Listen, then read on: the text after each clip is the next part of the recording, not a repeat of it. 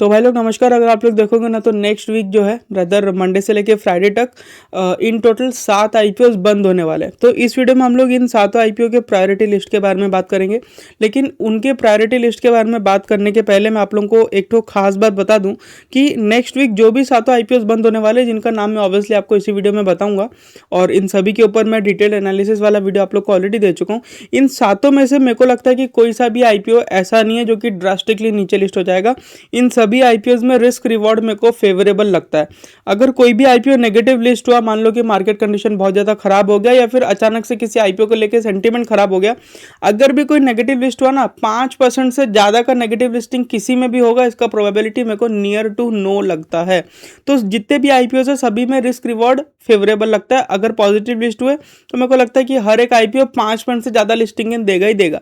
अगर भी कोई आईपीओ ड्रास्टिकली नीचे लिस्ट हुआ, 5% से ज़्यादा का नेगेटिव लिस्टिंग हो पाना मेरे को बहुत ही मुश्किल लगता है। ठीक है, बट एनीवेज मैं आपको बोल दूं कि प्रायोरिटी लिस्ट को बनाते वक्त हमने किस चीज़ को मद्देनजर रखा है।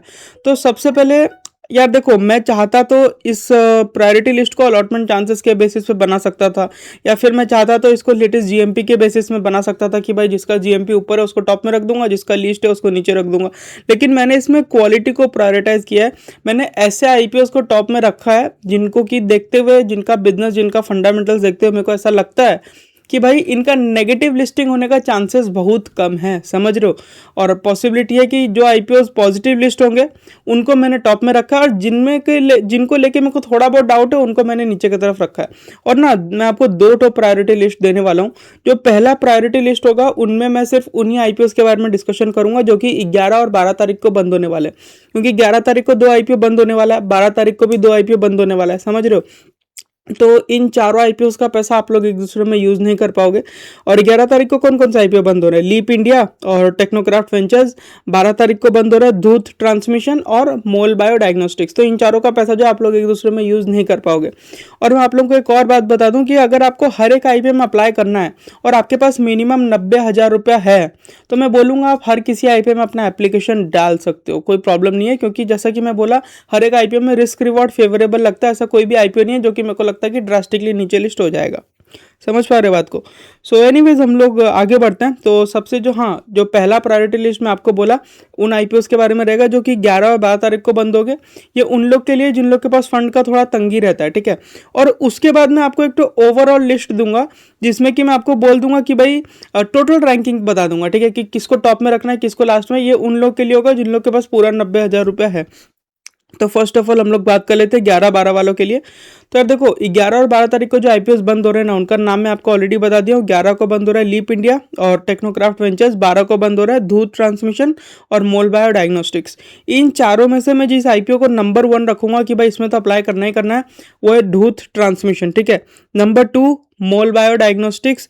नंबर 3 रहेगा लीप इंडिया। नंबर 4 रहेगा टेक्नोक्राफ्ट वेंचर्स। और ये वाला मैं रैंकिंग क्यों रखा हूँ, इसको जानने के लिए आप लोग मेरा बिजनेस मॉडल और फंडामेंटल एनालिसिस वाला वीडियो देख लेना। इन सारे 7 आईपीओ के ऊपर एक एक तो वीडियो बना के यूट्यूब पे डाला हुआ है। तो वापस से उन सब चीज़ों को अगर मैं रिपीट करूंगा तो ये वीडियो 2 घंटा लंबा हो जाएगा, वो हिसाब से आपको देखना चाहिए, ठीक है। एंड उसके बाद अगर हम लोग एक तो ओवरऑल रैंकिंग का बात करें, बट ओवरऑल रैंकिंग के पहले मैं आपको ये बता देता हूँ कि भाई मैंने फर्स्ट प्रायोरिटी लिस्ट में सिर्फ और सिर्फ इन चारों आईपीओ को ही क्यों रखा। क्योंकि यार मान लेते हैं कि किसी के पास फंड का कमी है, किसी के पास सिर्फ 30,000 रुपया है, किसी के पास 15,000 रुपया है। तो जिसके पास सिर्फ 15,000 है उसको टॉप में धूत रखना है, जिसके पास 30,000 है उसको नंबर 1 धूत रखना है, नंबर 2 मिल्की मिस्ट रखना है। इस चीज़ को माइंड में रखा गया है कि भाई जिसका फंड इतना छोटा है, ऑब्वियसली वो रिस्क बेयरिंग कैपेसिटी उसका कम है। अगर थोड़ा सा भी उसका फंड कम हो गया तो वो शायद से आने वाले अपॉर्चुनिटीज का फायदा ना उठा पाए।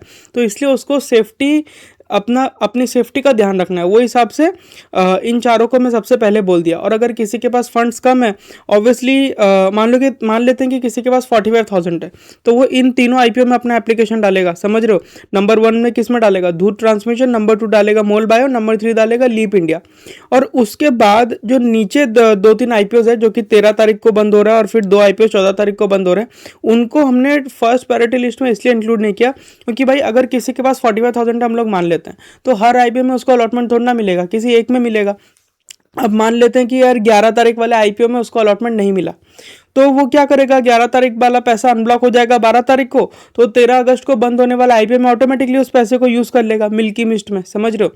या फिर 12 तारीख को 2 आईपीओ बंद हो रहे हैं, दो में से दोनों में अलॉटमेंट मिल जाएगा, प्रोबेबिलिटी कम है, बट मिल जाए तो अच्छा ही बात है, वो तो पैसा कमा लेगा। टेक्नोक्राफ्ट को आप चाहो तो अवॉइड भी कर सकते हो, थोड़ा सा रिस्की बिजनेस है, बट मैं इसमें अपना एप्लीकेशन डालूंगा क्योंकि इसका नेगेटिव लिस्टिंग का चांसेस मेरे को कम ही लग रहा है। तो अब हम लोग बात करते हैं जिसके पास पूरा पैसा है उसको अब कहाँ दिमाग लगाना चाहिए। जिसके पास पूरा पैसा है भाई उसको नंबर 1 में वापस से धूत को ही रखना है, धूत में तो अप्लाई करना ही करना है चाहे जो हो जाए। नंबर 2 में रखेगा वो वापस से मोल बायो डायग्नोस्टिक्स। नंबर 3 अब चेंज हो जाएगा, नंबर 3 में उसको रखना है मिल्की मिस्ट को, मिल्की मिस्ट डेयरी फूड, ठीक है। नंबर 4 में उसको रखना है लीप इंडिया को, नंबर 4 में लीप इंडिया को।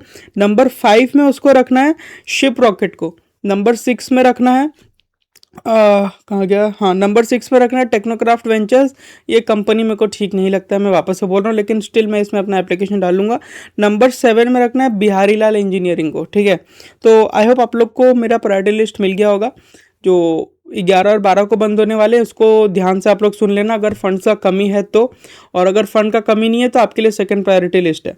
और 11-12 वाले जो मतलब 11 और 12 तारीख को जो आईपीएस बंद हो रहा है, आप चाहो तो इन चारों में अप्लाई कर सकते हो, लेकिन अगर फंड का कमी है, मान लेते हैं कि किसी के पास 45 है 30,000 है, तो उन लोग को यार किसी भी केस में धूत और मोल बायो में तो अप्लाई करना ही करना है। ये दोनों अच्छे आईपीएस है, कोई प्रॉब्लम नहीं है दोनों में। हालांकि मोल बायो का साइज छोटा है तो उसमें अलॉटमेंट चांसेस बहुत कम हो जाएगा, उस चीज़ का आपको ध्यान रखना है। या फिर आप ये भी कर सकते हो यार, मान लो कि किसी के पास मात्र 30,000 ही है, तो वो instead of applying mole bio वो मिल्की मिस्ट डेयरी फूड में भी अप्लाई कर सकता है, क्योंकि उसमें अलॉटमेंट चांसेस बढ़ जाता है। वो हिसाब से आप देख सकते हो। और मेरे को लगता है कि यार लगभग 60,000 तक का कैपिटल तो हर किसी के पास होता ही है आजकल, और उससे कम है तो ऑब्वियसली मैं आपको बोल ही दिया। ओवरऑल रैंकिंग भी मैं आपको दे दिया। अगर आप ऐसा चाहते हो कि भाई जो आईपीओ 11 तारीख को बंद हो रहा है मेरे को उनमें अप्लाई करना ही नहीं है, जो 12 तारीख को बंद हो रहा है मेरे को सिर्फ उन्हीं में अप्लाई करना है, तो भाई आप धूत में और मोल बायो में और साथ साथ आप मिल्की मिस्ट में अप्लाई कर देना। ये उन लोग का बात हो रहा है जिन लोग के पास 45,000 है, तो ऐसे ही रहने वाला है यार। आप देख लेना ओवरऑल रैंकिंग वाला जो मैं आपको बोला। नंबर 1 धूत ट्रांसमिशन, वापस से रिपीट कर देता हूँ, ओवरऑल वाला, ठीक है। नंबर 2 है मोल बायो, नंबर 3 है मिल्की मिस्ट, नंबर 4 है अपना लीप इंडिया, नंबर 5 है अपना कहाँ गया, हाँ शिप रॉकेट, नंबर 6 है टेक्नोक्राफ्ट, नंबर 7 है बिहारी लाल इंजीनियरिंग, समझ रहे हो। और 11-12 वालों का तो मैं आपको ऑलरेडी बोल दिया हूँ। तो यार इतना ही रखते हैं इस वीडियो में। मैं आप लोगों से रिक्वेस्ट करूँगा कि भाई इस वीडियो को लाइक और चैनल को सब्सक्राइब जरूर से कर देना, क्योंकि ये वाला वीडियो तो आपको इतना लंबा नहीं दिख रहा है, बट इस छोटे से वीडियो को बनाने के लिए लगभग 2-3 घंटा का मेहनत लगा है। सिर्फ 2-3 घंटा का तो मैं कंटेंट ही डाल दिया हूँ, उस कंटेंट को बनाने में एडिट करने में कितना मेहनत लगा होगा कोई भरोसा नहीं है। तो वो हिसाब से आप देख लेना, तो लाइक कर देना, टेलीग्राम चैनल को ज्वाइन कर लेना, व्हाट्सएप चैनल को जरूर से ज्वाइन कर लेना। एंड फिर मुलाकात होगी अगले वीडियो में। तब तक के लिए नमस्कार। के पहले बोल दूं, अगर आपको इन सभी आईपीएस का डिटेल रिव्यू जानना है तो आप देख सकते हो, सभी का लिंक आपको नीचे डिस्क्रिप्शन में देखने को मिल जाएगा। नमस्कार।